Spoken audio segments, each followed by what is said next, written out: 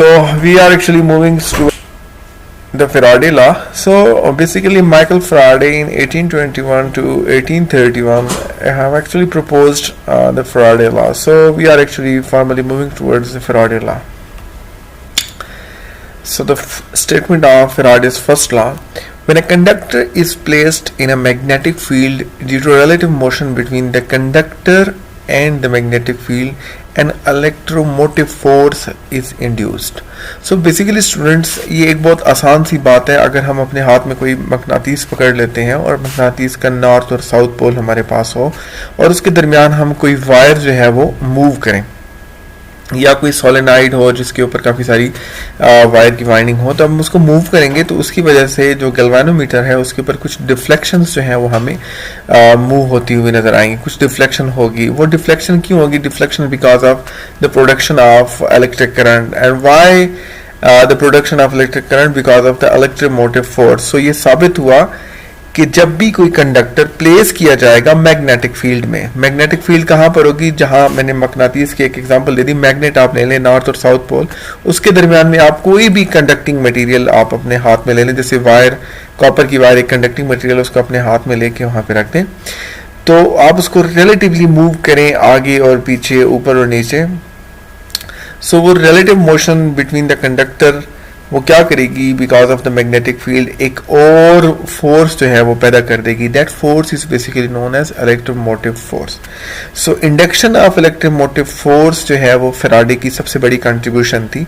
So for this Faraday ने 2 experiments जो हैं वो कंडक्ट कराए हैं, जो कि हम अभी डिस्कस करेंगे. तो सबसे पहले एक्सपेरिमेंट नंबर 1 आपको फिगर 1 में नजर आ रहा होगा. हमारे पास एक मैग्नेट है जिसके नॉर्थ और साउथ पोल आपको नजर आ रहा है, और नॉर्थ से साउथ की तरफ आपको जो है वो एक अट्रैक्टिव मूवमेंट, एक फील्ड की डायरेक्शन जो है वो आपको मूव होती नजर आ रही है. Towards from left to right आपको एक मूवमेंट नजर आ रही है. तो नॉर्थ पोल जो हमारे पास है वो बेसिकली एक फिक्स्ड परमानेंट मैग्नेट है, और जो साउथ पोल है हमारे पास वो भी एक डेफिनेटली फिक्स्ड परमानेंट मैग्नेट है, लेकिन जो मूवमेंट ऑफ फील्ड है वो नॉर्थ से साउथ की तरफ है. तो ये आपने जहन में रखना है. सो बेसिकली ये मैग्नेट जो है ये एक स्टेशनरी मैग्नेट है, और जिसको हम कॉइल के अराउंड जो है वो मूव करेंगे. सो दरमियान में हम ए और बी, हमने एक स्लैब रखा. ए और बी पे जो आपको नजर आ रहा है बेसिकली एक कंडक्टर है, ठीक है. सो अब हम जैसे ही इस कंडक्टर को मूव करते हैं या इस कॉइल को मूव करते हैं, मोशन ऑफ कॉइल जो है वो ए और बी के दरमियान जब मूव करते हैं और इसके दोनों सिरों को हम जो है गैल्वेनोमीटर के साथ कनेक्ट कर देते हैं, तो हमें डिफ्लेक्शन जो है वो होती हुई नजर आएगी. यानी कि गैल्वेनोमीटर के ऊपर कुछ स्पाइक्स बढ़ते और घटते हमें नजर आएंगे with the motion, with the relative motion of that conductor जो कि उसके अंदर होगा. सो जब कंडक्टर हम मूव कराते हैं और मैग्नेट जो है वो एक स्टेशनरी पोजीशन में रखा जाता है, तो इसके लिए जो है वो एक्सपेरिमेंट नंबर 1 जो है वो कंडक्ट करवाया गया था. होप आपको इसकी समझ आ गई होगी. अब एक्सपेरिमेंट नंबर 2 जो है वो इसके थोड़ा सा अपोजिट है, बट द आउटपुट जो है हमारे पास क्या है कि ईएमएफ को जो है हमने इंड्यूस कराना है, वो हमारा मेन पर्पज है. सो फैराडे ने इसके लिए क्या किया, एक नॉर्थ और साउथ पोल पे जो मुश्तमिल एक मैग्नेट लिया, जो कि होता है यूजुअली मैग्नेट कोई भी हो 2 पोल्स ही रखता है नॉर्थ और साउथ. तो उसने उस मैग्नेट को कंसीडर किया कि मैं इसको अब एक मूवमेंट की फॉर्मेट में जो है ना मूव करूंगा. पहले हम मैग्नेट को जो है वो स्टेशनरी रखते थे and we were actually moving the conductor over there, but now we will be moving the magnet inside और outside the conductor. So experiment number 2 is basically on behalf of when magnet is actually moving and the conductor, the wire or you can say the solenoid is actually stationary. So आपने पहले की तरह, जैसे पहला experiment हमने conduct किया, उसी तरह आपने वायर के दोनों सिरों को गैल्वेनोमीटर के साथ जोड़ देना है, और अब वो जो सोलेनाइड है जिसके अंदर से जिसके ऊपर ये वाइंडिंग जो है वो लिपटी हुई है वो कॉपर वायर की, आपने उसके करीब से या उसके ऊपर से उसकी लेंथ के बराबरी में मैग्नेट को जो है वो मूव कराना है. जब आप मैग्नेट को मूव कराते हैं तो स्पाइक्स ऑफ गैल्वेनोमीटर जो कि लेट्स सपोज एक डिफाइंड एबिलिटी के अंदर मौजूद है वहाँ पे, लेकिन अब वो मूवमेंट उसकी जो है वो शुरू हो गई है. मूवमेंट उसकी शुरू अब होगी फ्रॉम 0 टूवर्ड्स 20 और इस तरह लेट्स सपोज अराउंड 10 to 20 और 30 एम्पियर्स की तरफ उसकी मूवमेंट होगी बिकॉज ऑफ द ईएमएफ की जो इंडक्शन हो रही है. सो इस एक्सपेरिमेंट को मैंने प्रैक्टिकली भी कंडक्ट किया, तो आपको प्रैक्टिकली भी करके दिखाएंगे। सो इस एक्सपेरिमेंट को हम देखते हैं। अब आपके पास दो पोल्स हैं, नॉर्थ और साउथ। तो आप इसमें देख रहे हैं कि हम रिलेटिव मोशन देंगे। ये एरो जो आपको दिख रहा है ये बेसिकली एक समझे कंडक्टिंग मटेरियल है, सोलेनाइड है या कोई वायर है जो कि इसके दरमियान ड्रॉ की गई है। अब आप इसको मूव कर रहे हैं, थोड़ा सा ऊपर की तरफ मूव कर रहे हैं, हम फिगर 2 में आपको दिख रहा है। तो अगर हम इसकी मूवमेंट को अप एंड डाउन करते हैं या with the passage of time हम इसकी मूवमेंट को कोई सर्कुलर शेप दे रहे हैं या बिल्कुल डाउनवर्ड लेके आ रहे हैं, तो प्रैक्टिकली हम देखते हैं कि गैल्वेनोमीटर जो है वो हमें शो करता है, डिफ्लेक्शन शो करता है because of the movement of the conductor inside और आइदर आउटसाइड या उसके पैरेलल में या उसके साथ में मूवमेंट ऑफ द कंडक्टर की वजह से। तो फैराडे की ये सबसे बड़ी कंट्रीब्यूशन थी कि जैसे ही हम नॉर्थ और साउथ के दरमियान में लेके आएंगे किसी भी कंडक्टर को, अब उसको डाउनवर्ड की तरफ अगर हम मूव करते हैं, जैसे रेड एरो से आपको शो कराया गया कि अगर आप उसी को डाउनवर्ड डायरेक्शन देते जाएंगे तो आपकी डिफ्लेक्शन जो है वो इसी तरह जो है उसकी डिफ्लेक्शन की जो रेशो है, जो प्रोडक्शन ऑफ ईएमएफ है, वो डेफिनेटली ज़्यादा हो जाएगी क्योंकि आप उसको मैग्नेटिक फील्ड की रेंज में ज़्यादा से ज़्यादा ले आएंगे। और हमारा पुराना कॉन्सेप्ट हमें पहले से ही पता है कि जहाँ पे मैग्नेटिक फील्ड होगी वहाँ पे इलेक्ट्रिक फील्ड का वजूद भी आ जाएगा जब भी कंडक्टर वहाँ पे मूव हम करते हैं। तो अब अगर हम इस वायर को नीचे के बजाय डायरेक्टली मूव करते हैं, फिगर 2 में अगर हम देखते हैं उसको ऊपर की तरफ लेके जाते हैं, उसके डायरेक्शन को हम अगर चेंज करते हैं इन द अपसाइड और उसको वापस हम रिवर्स बैक करते हैं। सो इस सिनेरियो में या वेदर इन फर्स्ट इमेज जब हम डाउनवर्ड करते हैं, दोनों केसेस में हम ये समझ सकते हैं और देख सकते हैं कि इलेक्ट्रोमोटिव फोर्सेस ईएमएफ की जो है वो इंडक्शन होगी and it's definitely proved criteria. It's actually 100 years ago ये प्रूव हो गया था। सो इसकी जो प्रैक्टिकल डिमॉन्स्ट्रेशन है यूजिंग गैल्वानोमीटर उसकी जानेब अभी बढ़ते हैं और देखते हैं कि हम किस तरह इसको प्रैक्टिकली कंडक्ट कराते हैं। सो फर्स्ट ऑफ ऑल हम जो है अपना एक सिनेरियो ड्रॉ करते हैं जिसमें हम देखते हैं कि हम किस तरह इस डिफ्लेक्शन को एक्चुअली कैच आउट कर सकते हैं। सो ये हमारे पास एक गैल्वानोमीटर है और ये दूसरे एंड पे हमारे पास क्या है, एक सोलेनाइड है या आप कोई भी इसको जो है ना कंडक्टर भी कह सकते हैं, आप इसको कोई कॉपर वाइंडेड वाइंडिंग भी कह सकते हैं वाउंडेड। सो अब आपको गैल्वेनोमीटर की जो स्पाइक है इस वक्त बिल्कुल फाइन नज़र आ रही है, बिल्कुल सेंटर्ड नज़र आ रही है, लेकिन हम जब इसको प्लेस करेंगे ऑन आवर सिनेरियो तो हम आपको नज़र आ जाएगा कि डिफ्लेक्शन हो रही है कंडक्टर की मूवमेंट से। सो ये हमारे पास जो है वही नीडल आप जहाँ पे हमने रिप्रेजेंट किया था गैल्वानोमीटर को, और यही एक्सेस थी। हमने मैग्नेट के नॉर्थ और साउथ पोल को यहाँ पे डिफाइन किया हुआ है और उन नॉर्थ और साउथ पोल के दरमियान हम जो है वो हमने जो अभी सोलेनाइड को डिस्कस किया उसको प्लेस करते हैं।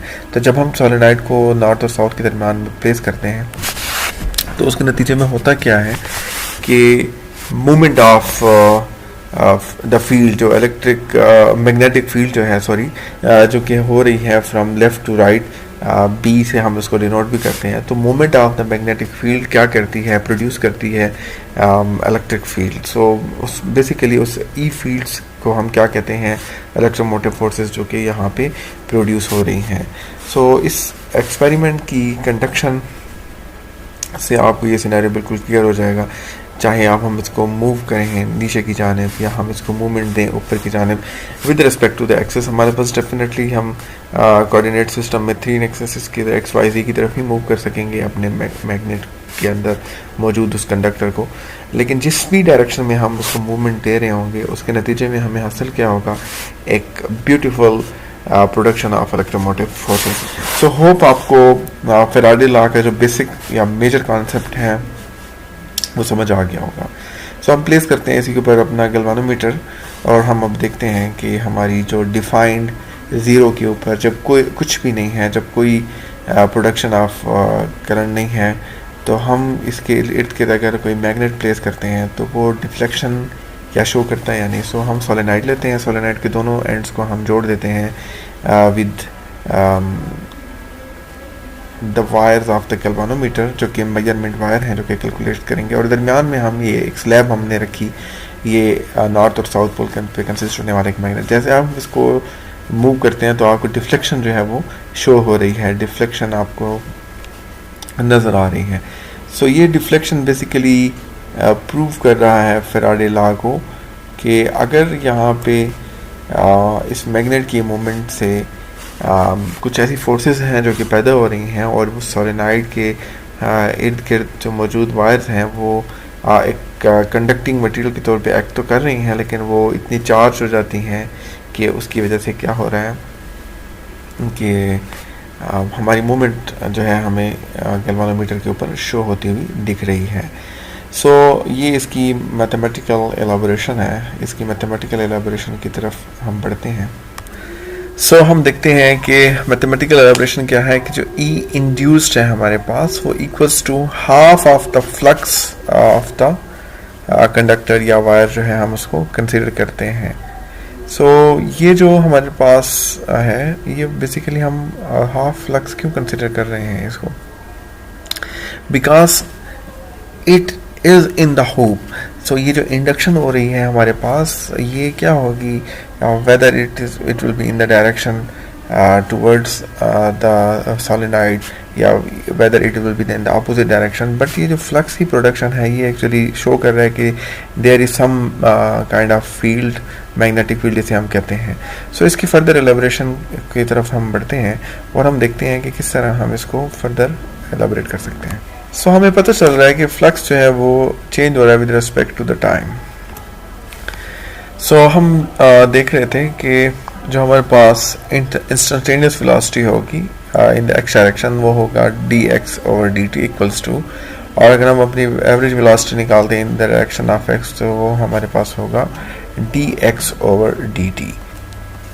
सो ऑन द अदर हैंड हम ये भी बात कर सकते हैं कि जैसे हमारे पास E इंड्यूस्ड का अगर हम एवरेज लेते हैं तो वो इक्वल्स टू होगा हमारे पास minus delta of the flux, मतलब आप कह सकते हैं half of the flux with respect to the time. So hope आपको ये रिलेशनशिप समझ आया।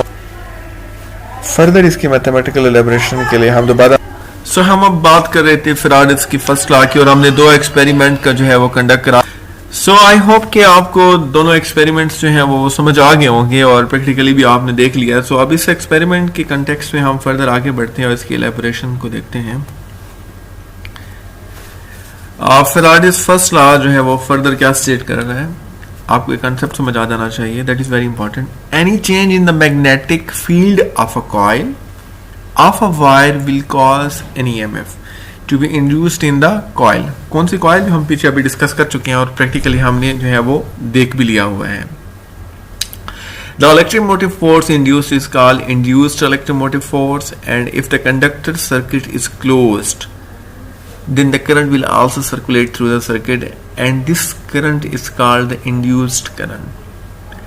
अभी हमने पीछे जो एक्सपेरिमेंट देखे हैं और गैल्वेनोमीटर के ऊपर जो डिफ्लेक्शन देखी तो वो डेफिनेटली वो सर्किट जो है वो क्लोज सर्किट था। अगर सर्किट क्लोज ना होता, ओपन होता, तो आपको कोई डिफ्लेक्शन जो है वो शो ना होती। तो इसका मतलब है कि वहाँ पे जो इलेक्ट्रोमोटिव फोर्स जो इंड्यूस हो रही थी बेसिकली हम ये कह सकते हैं कि वो करंट जो है वहाँ पे प्रोड्यूस हो रहा था। तो करंट की प्रोडक्शन का मतलब है वहाँ पे कोई इलेक्ट्रिक फील्ड नुमा चीज़ भी ज़रूर मौजूद थी जो कि मैग्नेटिक फील्ड की मदद से जो है वो इंडक्शन करा रही थी ईएमएफ की।